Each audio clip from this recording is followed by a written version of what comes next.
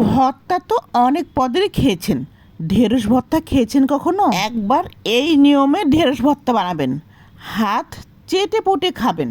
এই জন্য প্রথমে আমি 15 থেকে 20টা ঢেঁড়স ভালোভাবে ধুয়ে নিই। এবার ঢেঁড়সগুলোর মাথায় এবং আগা কেটে নেওয়ার পালা। ঢেঁড়স ভর্তা বানাতে কচি ঢেঁড়স হলে ভালো হয়।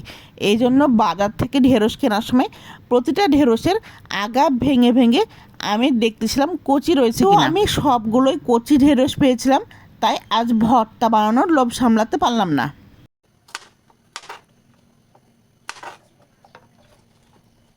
এক এক করে সবগুলো ঢেঁড়সের মাথা কেটে নেওয়া হয়ে গেছে।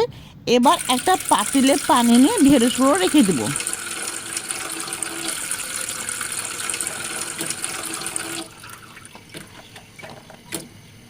ঢেঁড়সটা সবসময় অল্প পানিতে সিদ্ধ করার চেষ্টা করবেন। বেশি পানি দিয়ে ঢেঁড়স সিদ্ধ করতে বসালে ঢেঁড়স সিদ্ধ হয়ে যাবে এবং অতিরিক্ত পানি থেকে গেলে ঢেঁড়সের টেস্টটা কিন্তু বের হয়ে যাবে। পাশে চুলায় কড়াই বসিয়ে 4 থেকে 5টা শুকনো মরিচ টেলে নেব। এরই মধ্যে আমার সবগুলো ঢেঁড়স সিদ্ধ করে নেওয়া হয়ে গেছে। এবার ভর্তা বানানোর জন্য একটি প্লেটে সবগুলো ঢেঁড়স নামিয়ে নেব।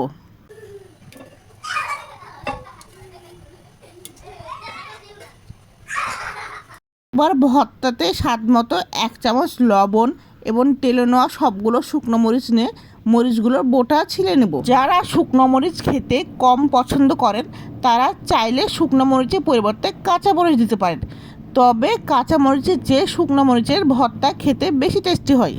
মরিচগুলোর বোটা ছিলে নেওয়া হয়ে গেলে এবার ভালোভাবে ডলে নেব।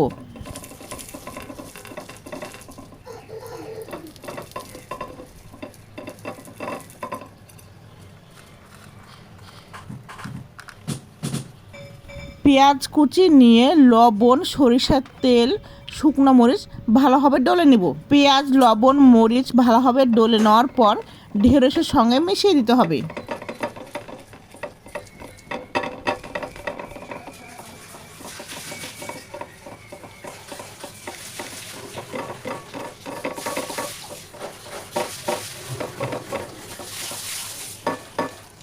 আমি এই প্রসেসে ঢেঁড়স ভর্তা বানিয়ে খাবার পর ঢেঁড়স ভর্তার একদম ফ্যান হয়ে গিয়েছি। ভর্তায় সরিষার তেল খেতে আমি একটু বেশি পছন্দ করি, এই জন্য আমি আর একবার সরিষার তেল যোগ করে দিই। ভালোভাবে তেল নাড়াচাড়া করে মিশিয়ে নেওয়ার পর রেডি হয়ে গেল মজাদার স্পাইসি ঢেঁড়স ভর্তা। দেখে জিভে জল চলে আসার মতো অবস্থা।